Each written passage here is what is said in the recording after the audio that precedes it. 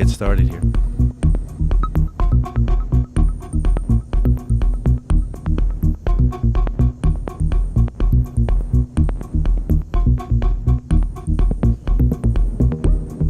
I'm getting ready here. See what's going on.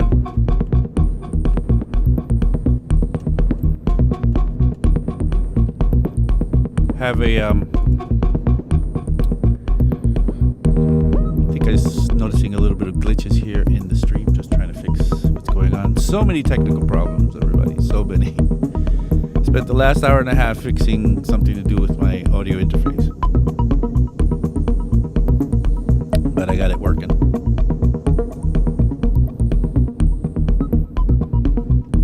Was reading the chat, and it's kind of funny.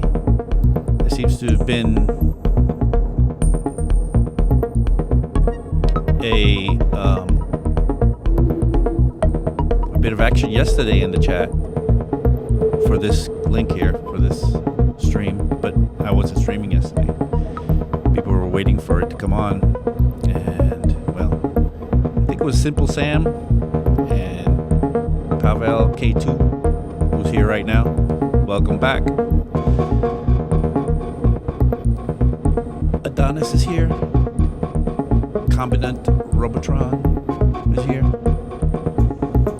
Trying to shout you out, everybody. We're almost there, just about a minute to go before we get started once again. Just about another minute to go. Whoa, not even.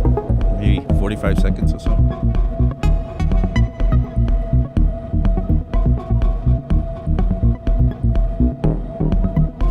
A2Seth is here. Hello, A2Seth.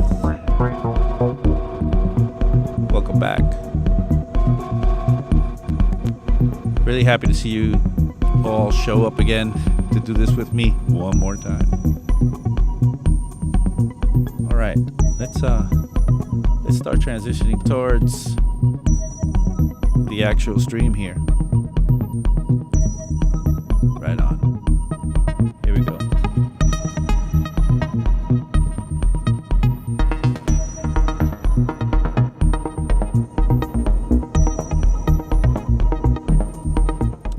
All right. Hey, everybody. Welcome back once again. Very happy to be here. It seems like just yesterday we were here working on music and my production basics, I guess we call it now. This is my Friday show. This is 343 Labs. Or actually, this is 343 TV. 343 Labs is the school that we all work at or all teach at. And all our streamers here are also teachers at 343 Labs. I keep on asking you guys to come and visit our website and see all the classes we have coming up because we'd love to see you come and take a class with us. But we're here at 343 TV. We're here a few times in the week. We're here on, let me see if I get this right.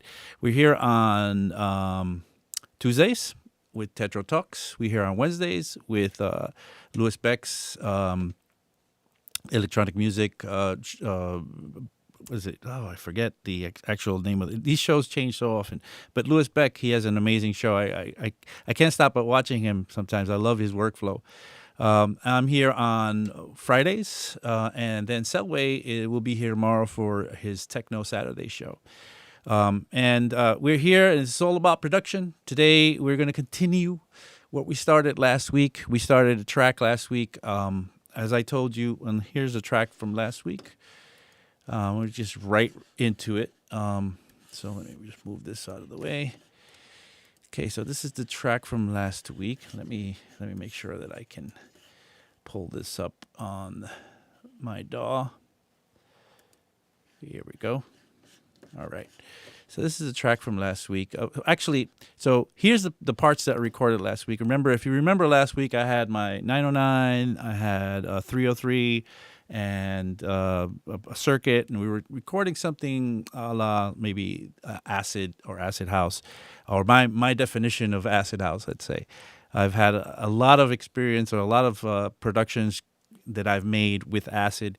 Acid has been one of my favorite things to make throughout the years.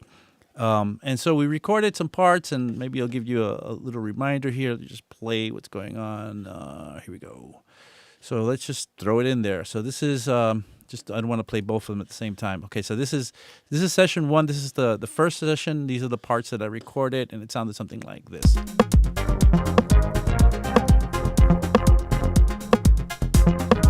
As you remember, just go through the sounds by themselves. I had this kick drum or bass drum that I recorded from the 909. I added a little bit of reverb to it just to kind of beef it up a little.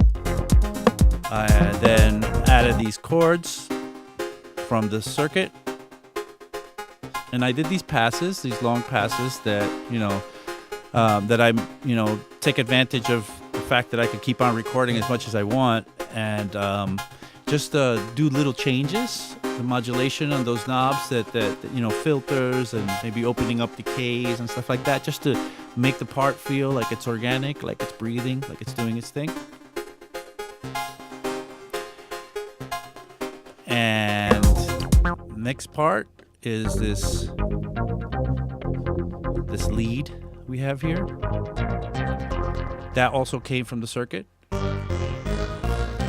Once again, I spent some time recording that, maybe over about 50 plus 53 it says here, but maybe 54 bars worth recording of that part. And I took advantage of the fact that I had some parameters to tweak, so you could hear it modulating there. And I'm just kind of playing along with my future self. When I'm recording these parts this way, I play along with my future self. See what else we have here. I have that 303. This is the basic 303 line that we started with. Again, recording a long take. This time really long, kind of 93 bars worth. And then I had a second 303 line, the high 303 line, which right now doesn't sound too high, but once it gets open, it should have a little more going on with it. Okay, and then let's see, let me put these back. Then I recorded these hats, and again it was a pass of the 909 hats. And remember, I played with the decay on the both the closed and the open, so that I can get them to be a little more organic. So you hear that just happened because I opened up the decay on the closed, and then it'll eventually switch back up again. And these little movements can create very, very nice little detail, and almost as if you have a real drummer that's playing the 909, because it does give it an organic feeling. That's why I like recording these long passes, because I can get all these little bits in there. When you get a loop, sometimes you get just this one bit, but to add modulation to the parts, that's the magic of like making it feel organic. So lots going on there. Eventually it turns into something else. See what this turns into. So yeah, that's a different setting with the decay and the close. But it's all working. Then I recorded this clap. Once again, the clap, simple, but then I recorded a bunch of passes or takes of the clap doing different things. Do you remember? So here is the normal one, but then I started to just program it differently, just so that I could have variations that I could just grab loops off of.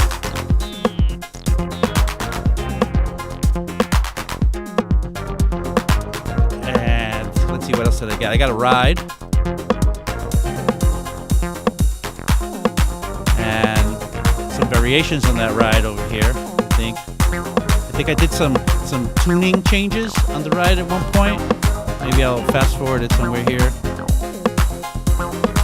I think there's definitely some tuning changes on this ride somewhere. There we go. And again, those bits of modulation really add to the flavoring of what's going on in there. All right, so that's that. And then I had a rim, pretty simple rim. I did another pass of like just quickly programming different things on the rim. If you could see, it's all different here. And then I did the snare and the tom. And I'll throw that, hold that back in. And with the snare, I did also some snare rolls and stuff like that.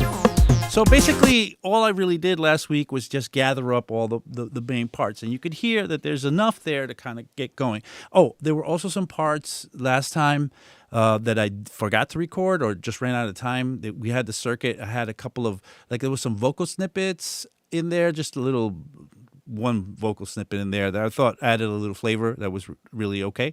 And then there was also this this kind of bloopy sound. You'll hear it. I put it back. I actually went this week and recorded it. So what I did now is that's the first part. And I'm going to close this out. And then this is a copy of this session one, but this time now I've added processing. And I just throw it on with a lot of the parts playing to show you how different it suddenly became. So it sounds bigger. There's a lot more going on. It sounds more kind of like mixed, if you will. A lot of the stuff that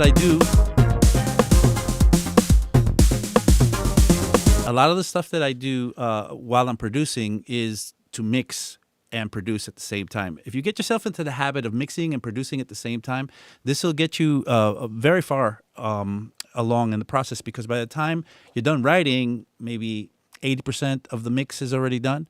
So not a bad thing. So let's have a look at what's going on in the chat. Powell is here. Ready, steady, 343. Yes, Pavel or Pavel. I don't know how to pronounce that exactly. Adonis says, hey, Atuth is here. Really nice to make it on the stream this time. Hi, Abe. Hey, 343 fam. That's from Enigmatic Onion. John Selway. No, I just saw John Selway's name here. Winner will be announced next week. We have a giveaway for this week. It's a Sound Toys Decapitator plugin. Decapitator, one of the best saturator plugins you're going to be able to get your hands on. It's pretty damn cool. Saturation is very important. I did some saturation in this project here, and I'll show you how much saturation is really important towards getting your sounds to sound beefy and nice. And Decapitator is probably the number one go-to quick saturator you're going to get. You get 5 modes. You get let me see if I got these right. There's like a Neve console. There's like an Ampex tape. I think there's an EMI it's an EMI console. And then I think there's 2 modes of the Thermionic Culture Vulture, the Pentode and the Triode mode in it. And it's really pretty much covers the gamut of all the saturation you want to get going. Tomorrow on John's show we will announce that winner. All right, so let's keep going here. So let me just show you what I did now to each part individually, so that so you get an idea as how I'm processing these parts as I'm going along, because it's very important to do so. So let me show you the kick. So here's the kick, and let me solo it, and I don't know why it's not letting me solo. Oh, because of this. Okay, so here's the kick. So first thing that you're always going to do with low end, and that goes for kicks and for basses, is you're always going to take the subs and put those in mono. You're always going to put the subs in mono. The reason for that is you're trying to set up your track for best, give your track the best chance for success. And if you record or if you make sure that the subs, meaning anything under, say, 150 hertz and below, is in mono, it provides you with a better situation where it comes to phasing. Because if you have sub stereo coming out on 2 speakers and then there's frequencies that are similar to each other or the same to each other but coming out at different times because of the stereo component of the stereo in the sub, they're going to meet and cancel each other out in the room. So it's a pretty common thing to do to take the sub and put it in mono. Matter of fact, it's so common, and then in one of the latest versions of Ableton, I think this is an Ableton 10 thing, maybe it was an Ableton 9 thing already, but they came out with this utility. They updated it and they added this bass mono part to the utility, where you could just click this on, and it's set by default to 120. I think that's a pretty good number. Anything under 120 now turns into mono, and there is no There's no stereo down there. That way, it really sets it up perfectly so that you can trust that you're not going to get some cancellations in the low end. Phase cancellations are horrible, especially in the low end. They're the biggest tragedy. You could probably survive a phase cancellation in the mids or in the highs, but if your bass gets canceled out, you lost, especially if you're making dance music. So so it did that. Then the next thing I did was that I added an EQ now, and I'm trying to use, like, I have tons and tons of fancy plugins, but I'm trying for you guys to use, I know this is not an Ableton-centric class, but, or stream, but I wanted to use all Ableton devices to just stay with stock devices, so to show you that you can do stuff with stock devices. It doesn't have to be the fancy schmancy stuff. Anyway, I have the EQ8 here, which, by the way, if you're using Ableton and you want to use the EQ8, make sure that it's in oversampling mode. Click on the oversampling mode because it's not by default. It's set that way. Make sure you click on oversampling mode, and then once you click that on, make sure you then save that as your default preset. That way, every time you drop it in there, it'll be in that mode. So what I did is I took a 48 dB per octave cut here on the low end, and I cut it at about, let's see where I cut it, at about 20 hertz. Now, the reason I did that is because, and I won't do this all the time. If I was making trap music, or if I was producing maybe some jazz with an upright bass or orchestra or some rock, I probably wouldn't do this radical sort of cut here. But in dance music, in 4-on-the-floor dance music, you get a lot of relentless boom, boom, right? Boom, boom, boom, boom. It keeps on booming. And there's little place to play for the frequencies. There's a lot going on. There's a kick drum coming at you, 120. This time it's 122 BPM. And then there's a bass line trying to do its thing. And maybe there's another part. And they're all kind of just trying to compete for that area in the frequency spectrum. And that's a problem. We have to somehow create detail down there. And the sacrifice we make, which is not so much of a sacrifice because most of the stuff we want really is in this maybe 50, I would say 40 to 60 hertz region when it comes to low. We sacrifice everything under that, and I take out the 20 hertz under that because watch what happens. I'm going to take out this EQ, and I'm going to show you. And I always drop a Spectrum device when I'm working on stuff. Look at this. This is the spectrum of frequencies. We have all the way to from 0 to about 2400 or 24,000 hertz. So the way this is laid out, this is 10. I think this is 10, 20. No, this is 20, 30, 40, 50, 60, all the way to 100. And then you start going by hundreds to 1,000, and then you go 1,000, 2,000, 3,000, 10K, and then it goes 10K, 20K, and then a little more. So, but have a look what's happening down here. This is 20K line right here. This is 20 hertz, not 20K, 20 hertz. So 20 cycles per second. This is 20 cycles per second. And look at how much stuff we have going on. So low. Look down here. I have it. I guess I can't get lower than maybe 10 or whatever. But look, at 11 hertz, I have a lot of energy going down. That type of energy you can't really hear. You're able to hear 20 hertz to 20,000 hertz with your ears. With your body, maybe you could feel a little lower than under 20 hertz. But this stuff is energy that's just kind of wasted. It's kind of fat that you got to cut out. If you keep it in there, what's going to happen is that the mix is going to have to carry that stuff. And when you're trying to get clarity in these areas between like 40 to 60 hertz, where our bass drums and our basses are going to be, you're going to suffer with that because it takes the most energy to create low frequencies. As you get higher in the frequencies, the energy is less and less and less. But the lower you go, the more the energy. And now imagine you're holding an energy here that's so low that you can't even hear. And it's eating up incredible amounts of energy for you. So not good. So in this case, and this is really only for 4-on-the-floor music, I do this. I don't do this for other music. I kind of leave it alone. But 4-on-the-floor needs this type of treatment because there's a lot going on right around here. Where's that kick? That kick is right around 54 hertz or so. So what I do is I cut. You see that cut? Just brought that down. It didn't take it out completely. It just relieved the pressure here. This is definitely get into the practice of doing this. This is going to really help you out. Now, on top of that, I don't know if you notice there's a little boom on there that wasn't there before. I found myself a little frequency, and you could do this with almost any kick, almost any kick you want that you think has no boom in it. You could find boom in it. You just have to hunt for it. So this has a little natural boom to it already. But if I put this no, it wasn't this one. It was this one. If you put which one is it? 5? There it is. You see how that boom came out? Well, that's because I swept. I grabbed a little bell here and I swept for it. So I'm going to do it with another one. I'm just going to grab this, bring it up, narrow the Q, and then sweep the frequency. And you're going to see all sorts of booms come out. Now, booms like that, those are no good. Those are, you might call those resonances. They're like they're rings, and they make things boxy. But when you start getting really low, oh man, you can make anything boom.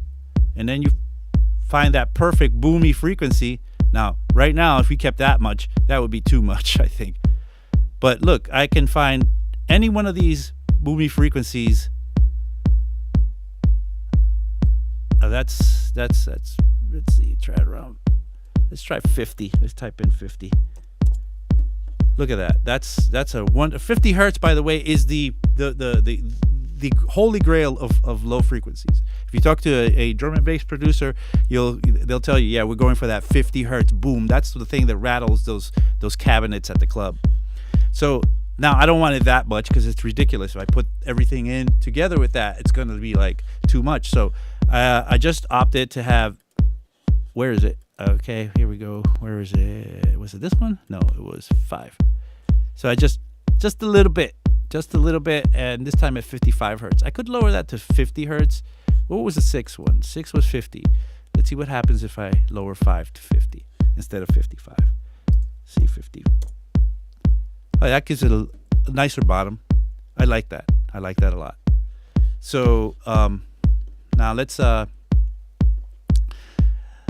So that's so far what I've done with that kick. I might add a little bit of compression to it as I continue to mix with it later. When I actually get into the proper mixing portion of it, I may do some more things. But these are already preliminary mix steps that I take to just make it happen. Here's another thing that I like to do with kick drums. I like to take a little bit of a high shelf, and raise it a little bit. Now, you might think you didn't hear it that much. That I didn't do that much, and it really isn't that radical. But the radical part comes when you try to mix this.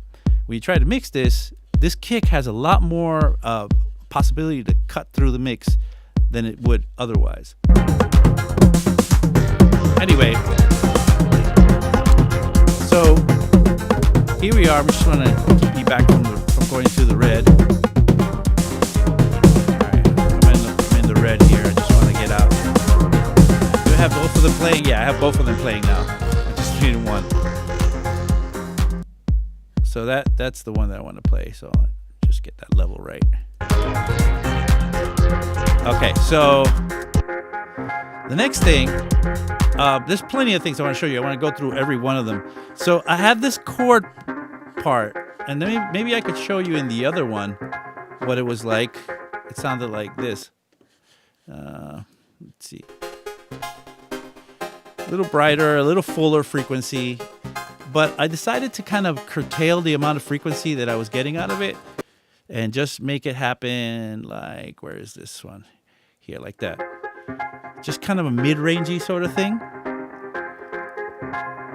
It's a little peaking as well, so I gotta maybe back off on the gain here because I'm driving this filter. That's another thing I want to show you about. But I basically wanted to kind of just make it a mid-rangey thing, so it had its own.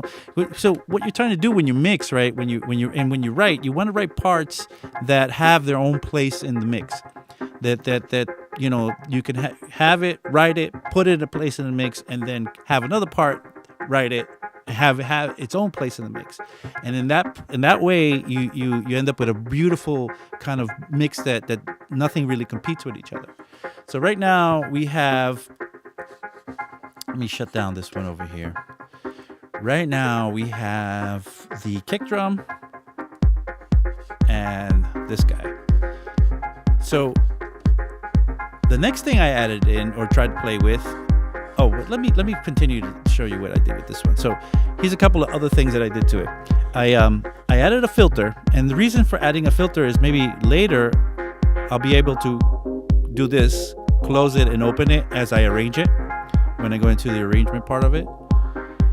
And this filter here has a mode where I can run it into actual different algorithms or different modes of circuitry. Right now, I'm in the MS2 circuitry, which is a certain type of filter. And once you select that from the clean, which was this, you see you're missing this now. Once you go to the MS2, you get this drive knob.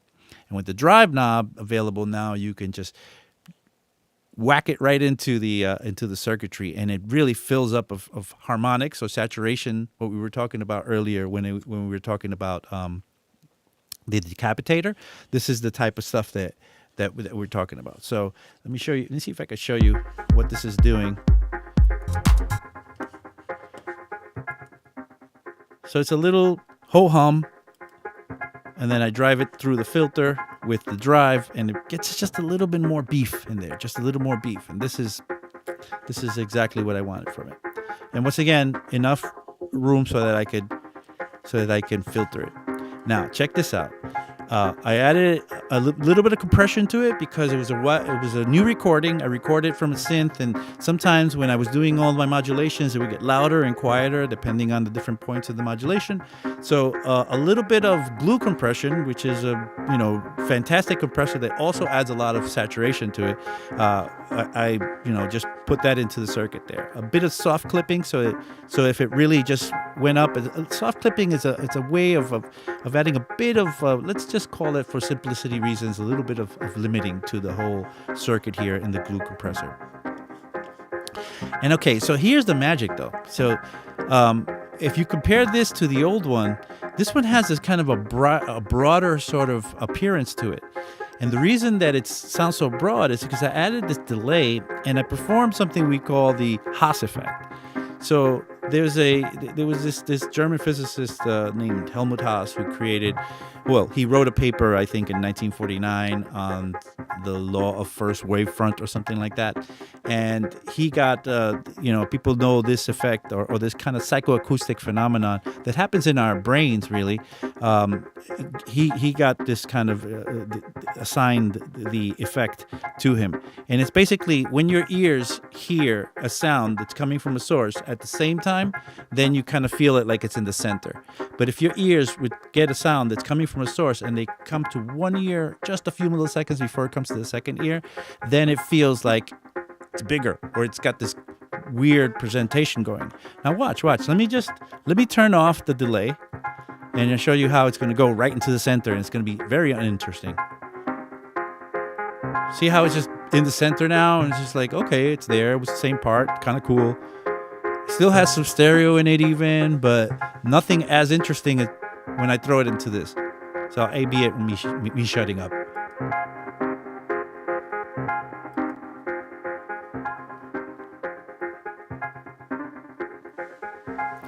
Okay, so that's pretty awesome.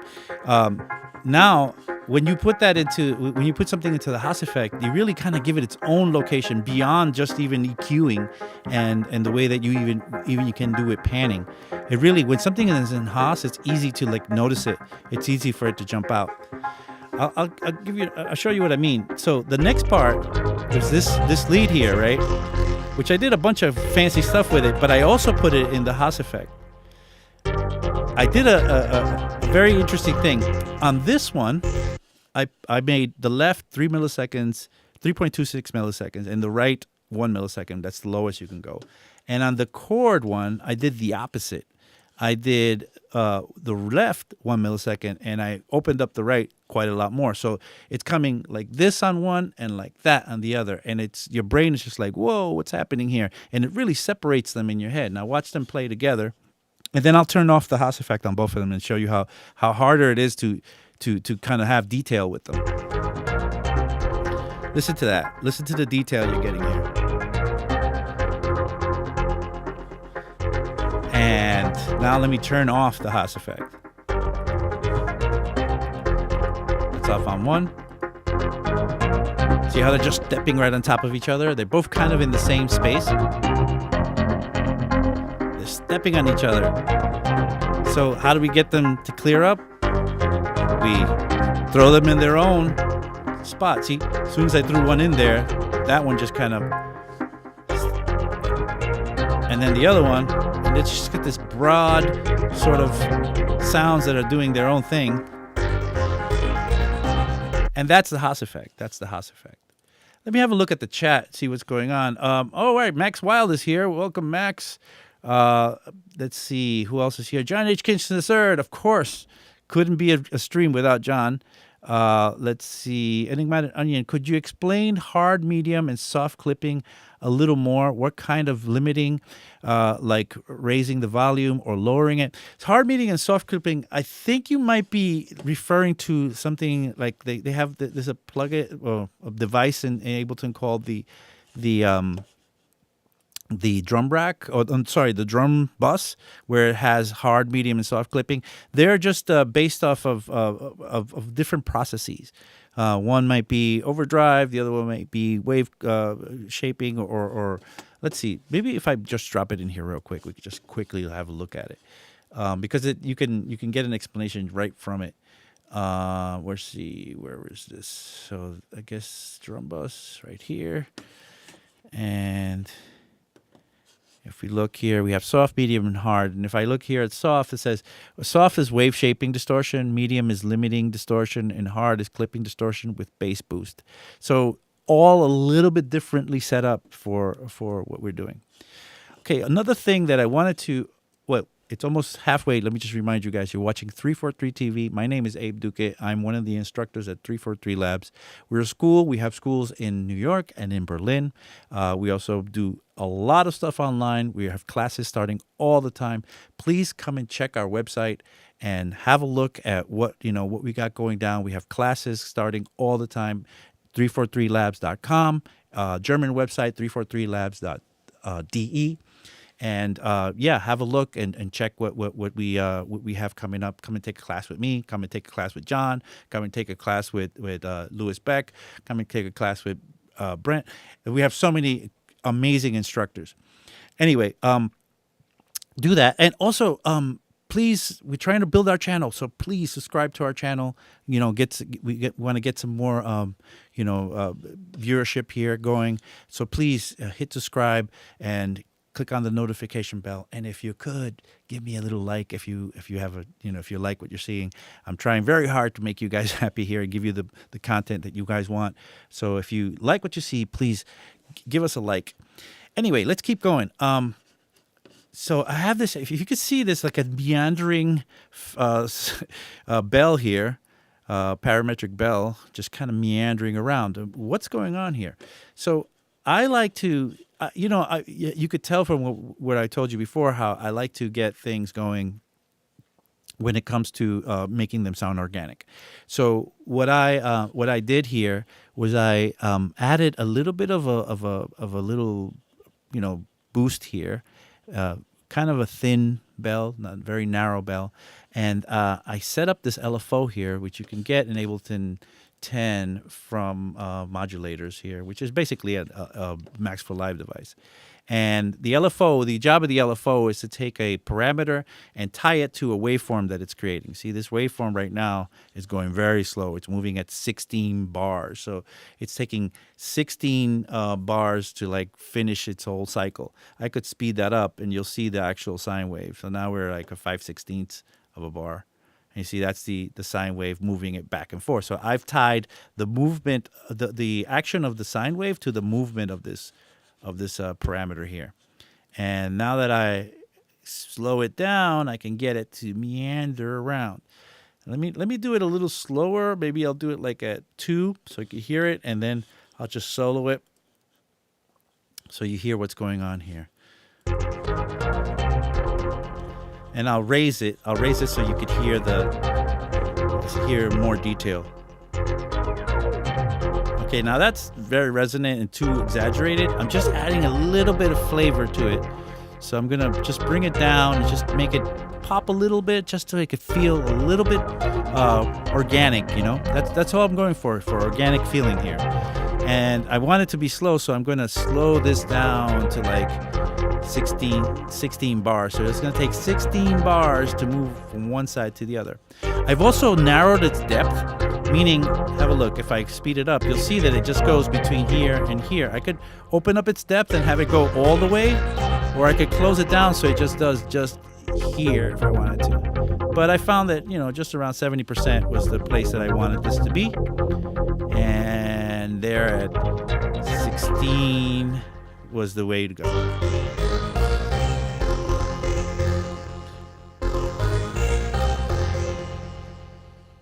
Okay, so somebody asked in the chat what the difference is between LFO and MIDI LFO in Max for Live devices. I believe the one is triggered by the by the play button, and the other one isn't. It's basically the same, really.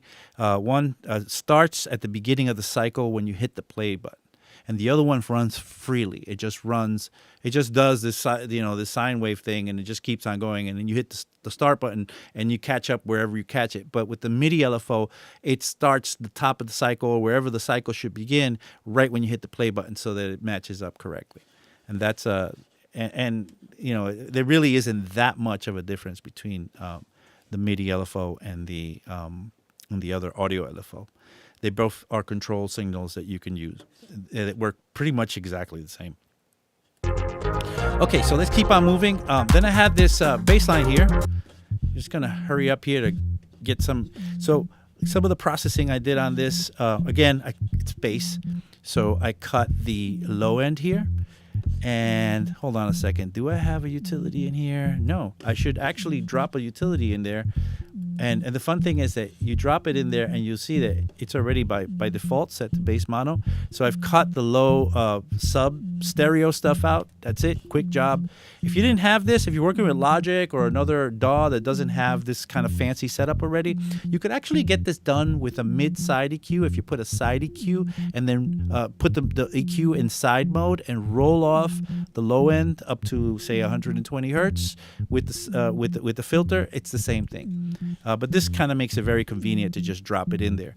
So if you have Ableton and you wanna do this, it's a no-brainer with bass and anything that's low end. Once again, I made the cut here at 20 because again I'm trying to make all this stuff kind of play nice around. Let's see where are these notes. These notes are.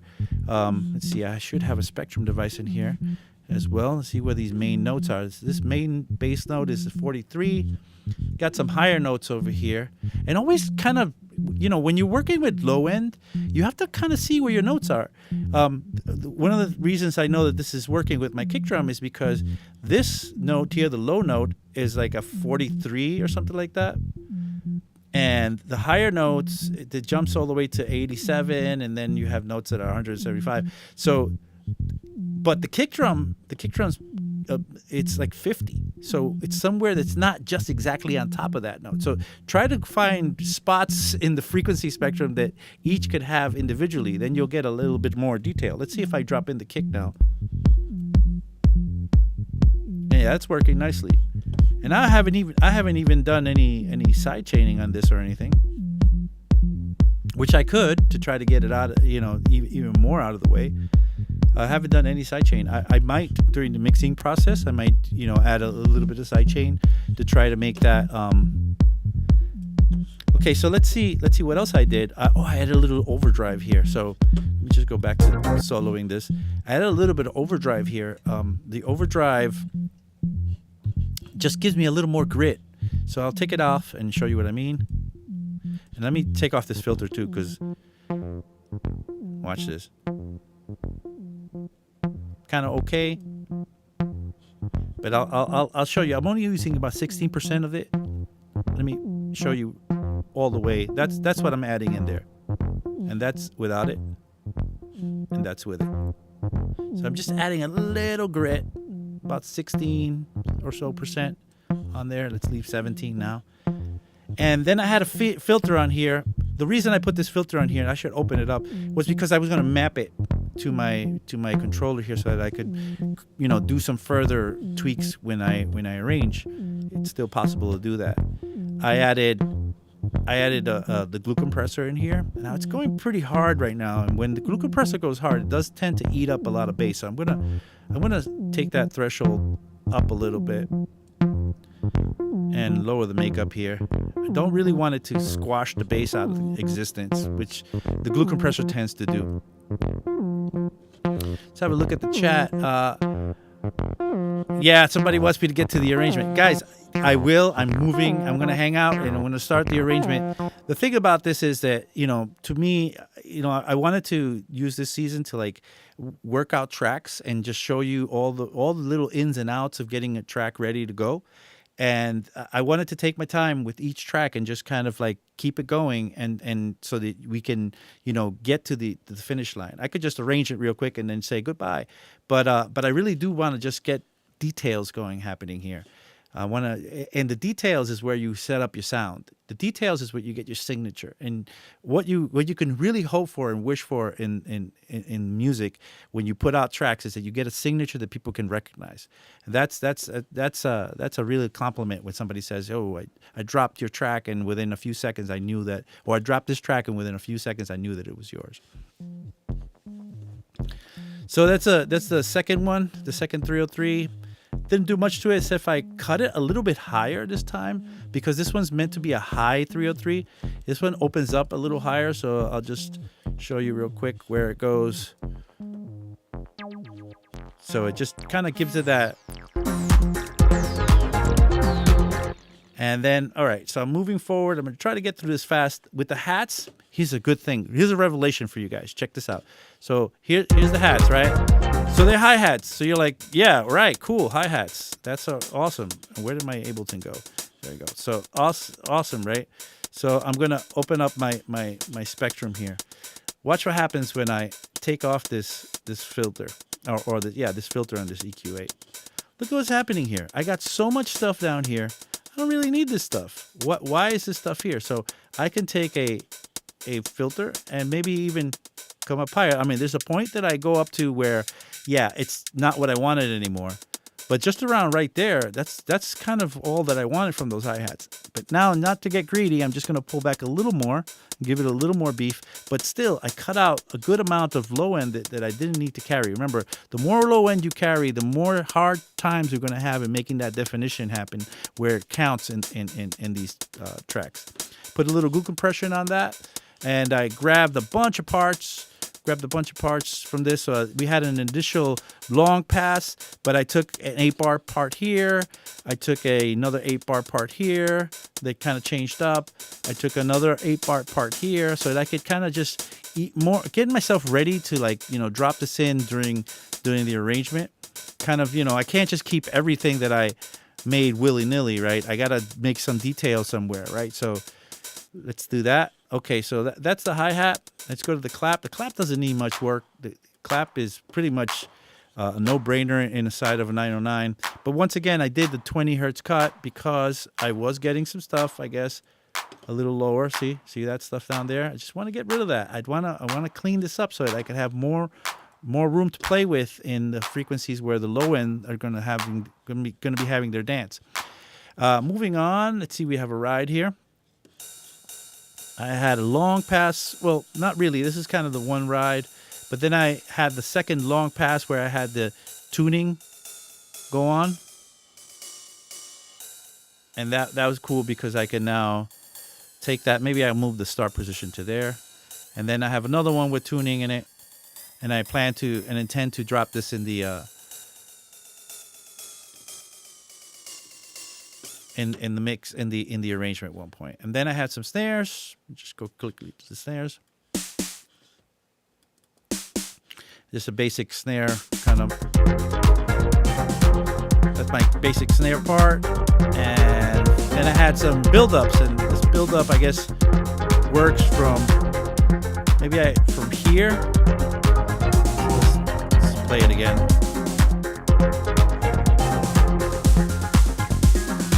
And I could use that as a snare kind of roll.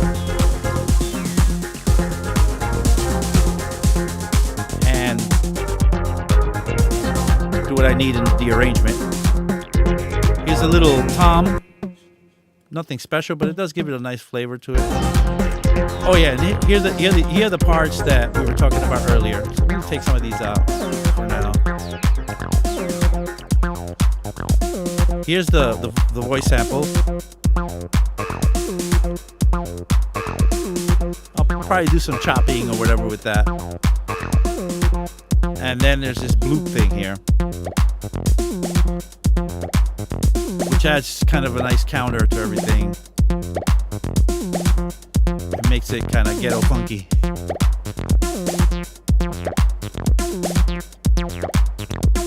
And and here I had this this synth which I wanted to eventually play some part, because I thought I could use like a high synth sound, like a high string, and I was using this this CS80.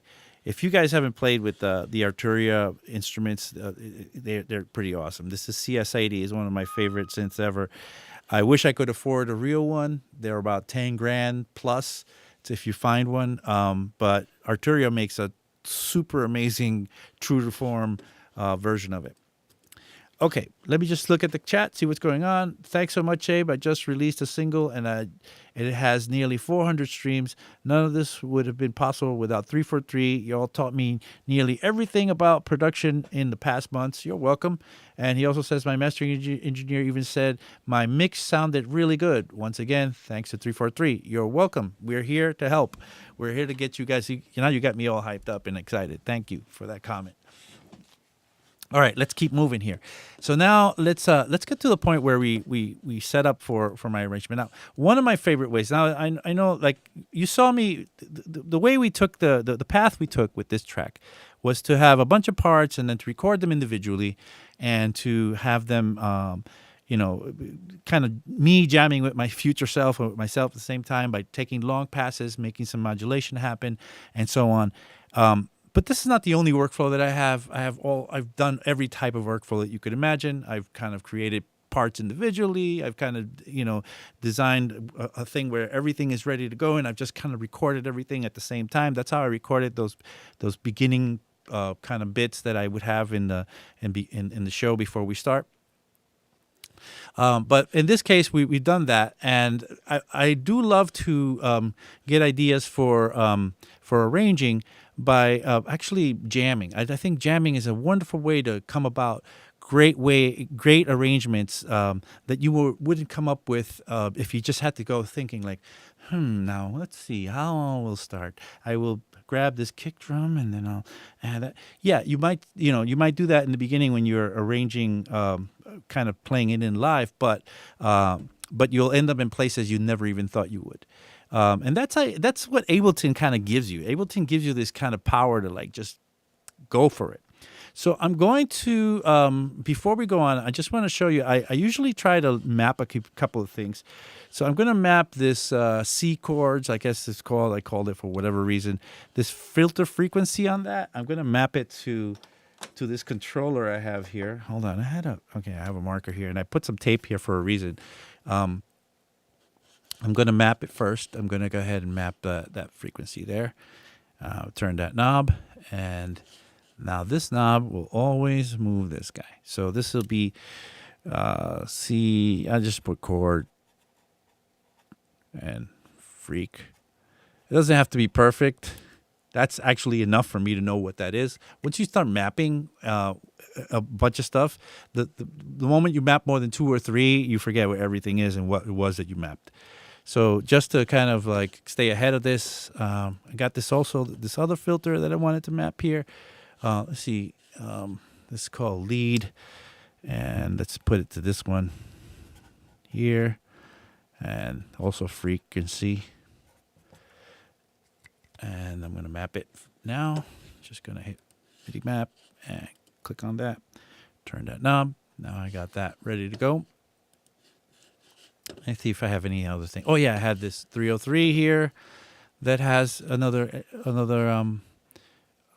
filter on it. So let me just map that. So filter. Let's go to that guy. Now that's that right there. So this will be 303 1, and that'll make me remember what that is. Do I have one on the second one? No, I don't. I don't need it for now. Let me see if there's anything interesting that I could map here that would be cool. I mean, there's a bunch of things that I could do. I'm going to change the sends to control. Let's see which send is this to? Here we go. Let's see. That's A. How do I get it to make it send B and just keep on hitting this, I guess? How about that? Maybe I turn that. Yeah, that's going to make it so that I can control. So now the top row is going to be my send C. And the reason I wanted to have that top row, the send C, is because send C is where I have my echo, this guy over here. This echo is it's basically modeling somewhat the Roland space echo. And this is going to let me dub things out so I could momentarily, let me show you what I mean. I could just momentarily throw them in there. So let's say I want to take that clap and throw it into the space echo. So that clap would be this one here. See, I could just drop it in there. And that just gets caught in that whole cool space echo sort of feedback. I could do it to other parts. Let's see what this for the hat. This is gonna be awesome when I start arranging this. Even the 303. Let's see. So all of this for me, it's all about organics. Let's drop these guys in there.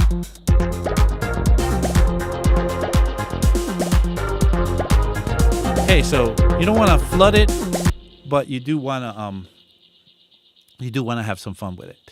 Okay, so I'm going to start recording, and the way there's this, I do this without ceremony. I just kind of just stop all the parts from playing, and this is how I'm going to start my arrangement. So because let me give you a little bit of and I'm sure you've been there. Arrangements are monsters. The part where most people get stopped in their tracks is when they have to start arranging. When people have to start arranging, this is the point where people just just get this deer in the headlights look on their face and don't know where to go. I have seen so many people, and it's especially with Ableton, it's very common that you'll see, and I'll get students in my Ableton classes sometimes that'll tell me, I have about 40 unfinished tracks. And it's because the easiest thing to do with Ableton is start a new track. You get a couple of loops together, get another part, and you got this thing that's making you bop your head, and you're like, wow, this is amazing. This is where I want to be. And then when it gets real, when now you have to start laying down an arrangement, that's when it becomes hard work, and you get a little afraid, and you move on to making another little doodle or whatever. And then you have like 40 doodles and no finished tracks, which is a problem. So even with me, I get to the arrangement part and I'm a little bit like, okay, arrangement time. I need to kind of get together. So you got to come up with ways to beat it. Like the worst thing that you could look at ever when you're trying to arrange something is a blank arrangement page. Okay, so now what's going to go where? That's the worst thing you could do. What I sometimes tell my students is, hey, maybe you just take everything and drop everything as a big block on the arrangement. You just drop the whole block on there and get it so that it's every thing plays at the same time. And now all you do is come in here and just delete the parts that are not going to be happening. Okay, this is not starting with this. This is not starting with that. I'll make a hole over here, and it's just like getting a piece of granite, if you're a sculptor, and then just chipping away and taking out all the stuff that doesn't belong in there in your piece of art there, and then finally coming up with the piece. That's one way. What I like to do instead of doing that is that I'll just let myself jam. And I can do this for a while, and I'm going to do this for a little bit with you guys, and then go back and then see what I did right, see what I did wrong, eliminate the wrong parts, and capitalize on the good stuff. Before I start, though, let me just see what's going on in the chat. JR says, "Is this pre-mixing you did there, Abe? If you were finished with arrangement, would you drop the tracks into audio and the effects, or with effects to the actual mixing at the end?" Probably not. So it is a bit of pre-mixing. It is It is as much pre-mixing as as I could imagine making sense up until now. Because when everything is together, that's when you finally make these decisions on mixing. The only reason that I would bring it all into stems is what you're talking about, setting up things as stems, is because maybe I ran out of CPU power, and I would need the CPU to power to drop in a bunch of different plugins and do all sorts of fancy things. I might even do that, if I don't have enough power. If I have enough power, I might even master it in place. But I might just go ahead and keep on going if I'm having no trouble with the CPU and continue to mix it even after it's arranged. But it's totally valid to do it the way that you're talking about. How also, a lot of the times when you send it out to mixing engineers, if you want them to mix your track, they do require it for you to send them from 0 stems, bounced out, a track for every part from 0 to how long the track is. Anyway, and those things take up a lot of CPU, not CPU, but a lot of disk space. So imagine I did that for every track that I was working on, that'd be kind of tough. Anyway, let's keep moving. So let's get going to what I was talking about. Now I have my controller set up. I have the sends set up for where I want them to be. I'm gonna hit stop twice, do a little prayer, and then start. No, look, you just hit record. It's recording now. I actually didn't want to start with that part. I'll take it out. It doesn't matter that it recorded it in. I can delete it later. I'm not even worried about it. So the one thing, you have to kind of relax yourself when you're recording. I'm recording right now, but I'm talking to you guys. I don't care. It doesn't cost you any money to just hit record and let it go. So you just kind of just let it go and let it be. Now I'm going to start to drop something in there. Maybe I'll drop this main lead part first. And then I just keep on going. That sounds pretty cool. Maybe then I think could imagine the bass line coming in.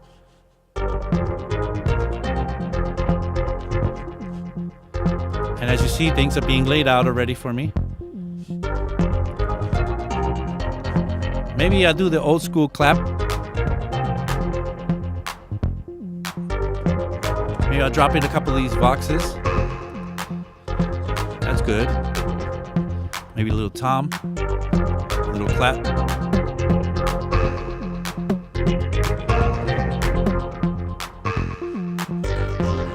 And maybe now I'll drop in the kick drum.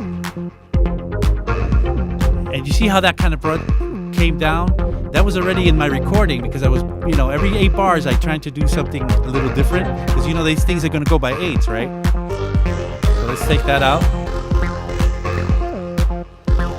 Let's bring in maybe some hats. Here we go.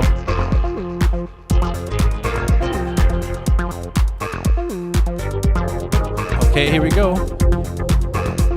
Let's bring this part in. I'm going to try to bring this part and take the other one out, the kick drum out at the same time. Ready?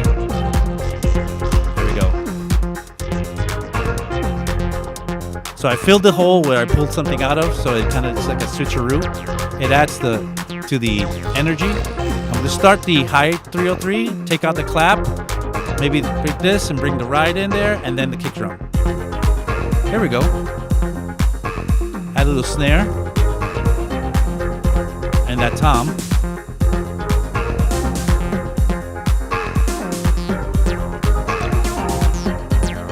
So I'm going to go to that voice and put it into a little bit of space echo.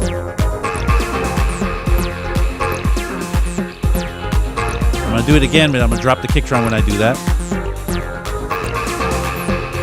Add that bloop in there.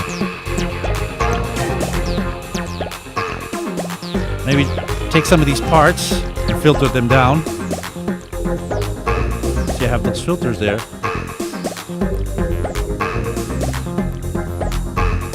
Now I could bring back the kick drum. Take out that ride. Add that rim in there. Clap out. Let's bring a simple hi-hat. I think this was a simple hi-hat here.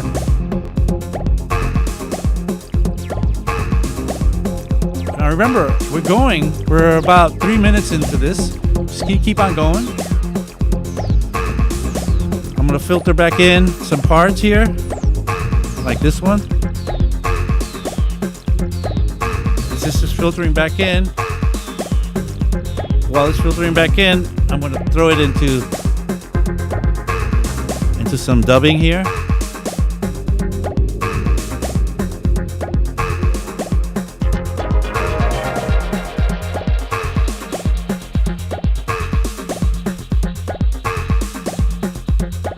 Okay, I gotta pick it up. Energy keys feels like it's a little stale now, so I just pick up that energy. Maybe I'll take some parts out. A lot of times when you're wondering how to build up energy, it's nothing else but to take stuff out. Let's add this ride with the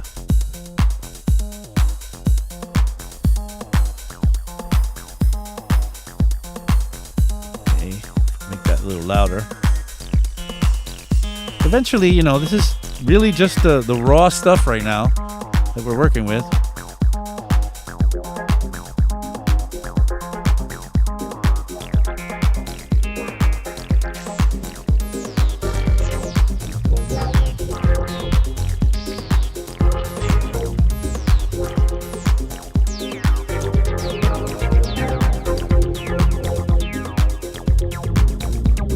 Switch up the hi-hats. I was gonna mean to put some follow actions in here, but I didn't. Let's bring back the low 303. Snare. Oh, snare roll. Maybe I could do like a build up. Of course, these will all be tweaked out later.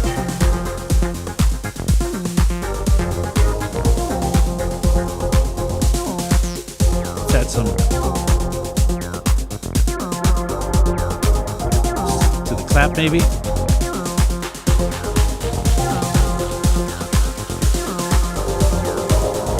And you get to a certain point, you just say, I'm just gonna take some risks and just do something wild that I haven't done yet.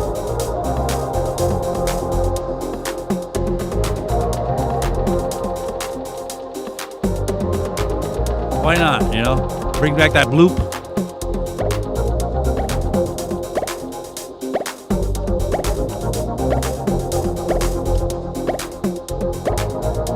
Let's take this out and bring the kick drum. Here we go. Now we're getting there. Let's add some ride.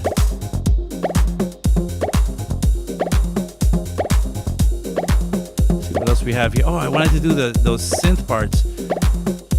Why not just record right in? Am I recording the MIDI into that? Yeah, I'm already recording, so let's just write some parts on the fly. Maybe I get something right or wrong.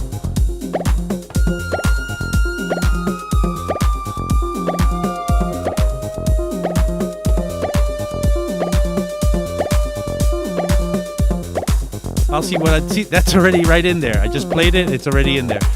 Just leave it in there, and later I'll revisit that and see what I do with it. Let's take that hi-hat and change it up. I have different ones here, and that rim, change it up. Snare, I'll take that out, put the vocal back in, take that out.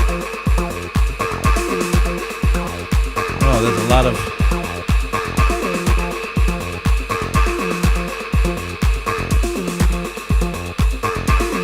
Do a little build.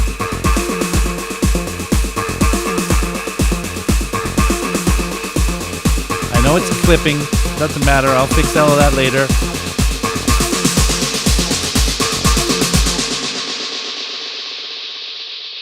Okay, not bad for a first, just pass it like trying something out. Actually, you jam how I jam. Oh, you jam, I guess you wrote J-N. I'm talking to Alessandro. Let's go, I know, and then, yeah, let's do something wild. Yeah, exactly.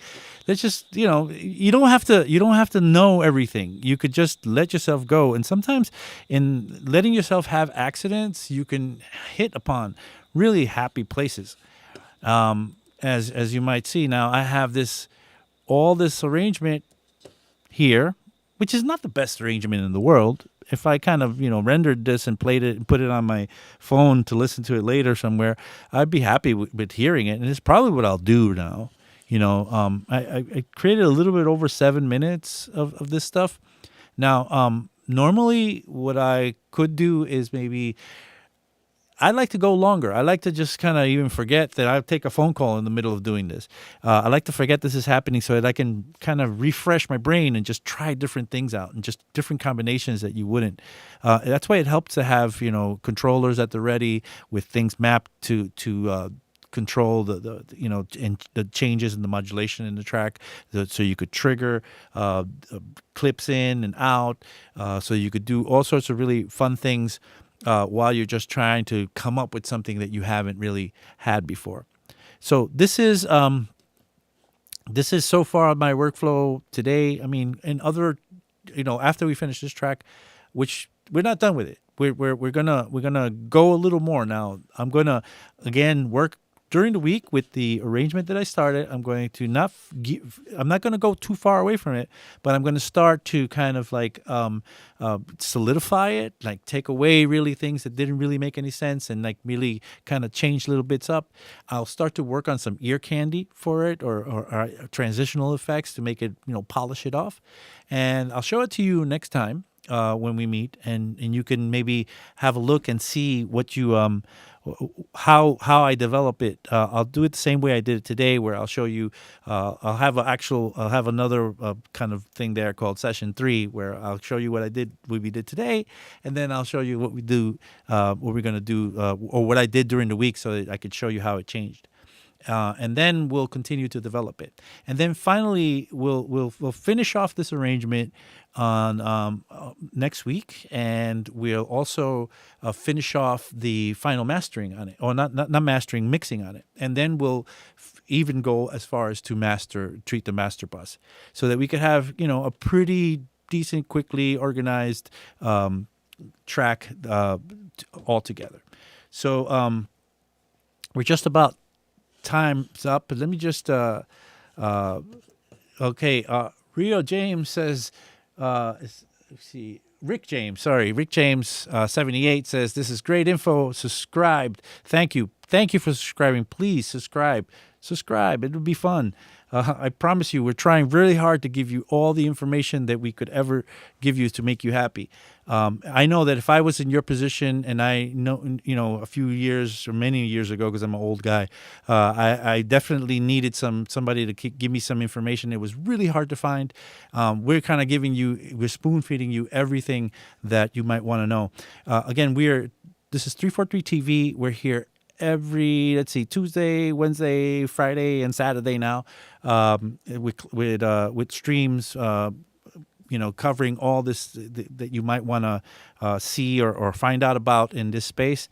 We have a giveaway this week. It's VST Decapitator, one of the best plugins ever. If sometimes you can imagine getting a giveaway that's a plugin that's okay, but this one is probably one of my really top 5 plugins of all times. This Decapitator. I teach mixing and mastering, and in mixing and mastering, Decapitator is one of the things that you'll see quite a lot of. Like Sound Toys does has an amazing slew of products anyway, but this Decapitator is probably their most famous, or at least the most used. But you got to check out all the Sound Toys. We're having that giveaway tomorrow on John's show. It's at 1 p.m. I don't know who John has as a guest. If somebody knows in the chat who John has as a guest, because I didn't get the screen, the tune in tomorrow screen for John's show in time. So I don't know who John is having all these guests these days. Last week he had an amazing show with Heidi Sabertooth. I really enjoyed it. I watched it. I was super inspired by the show. She reminded me a lot of the way that I, was years ago before I got a big studio and got really lazy and fat as I am. She's amazing. I really love her music, and I love her vibe and her passion. So tune in tomorrow for John's show. And tune in next week for my show again on Fridays. I'm here every Friday at 1 p.m. So once again, this is 343 TV. We are 343 Labs, come and check us out on 343labs.com. Check out our schedule for classes. We really do need you guys to start signing up for some of these classes so that we can continue to do this and build our community all the way up. Powell K2 says, thank you very much, Abe. I say you're welcome. This is great content. Thank you thank you much, Abe. And 343 says JR. Enigmatic Onion says, thanks again, Abe. You're the man. Thank you. Nefertiti Gold is here. Nefertiti, I gotta hit you up, Nefertiti. Remember we talked about maybe a little bit of collaboration. We got to talk about that because I got an idea. All right, guys. This is me saying goodbye to you guys. I hate to leave. I see everybody's still here. I hate to say goodbye, but it's a good spot to sort of end this at where we have this. I want to make sure to save it. And I will see you guys next Friday. All right. See you then.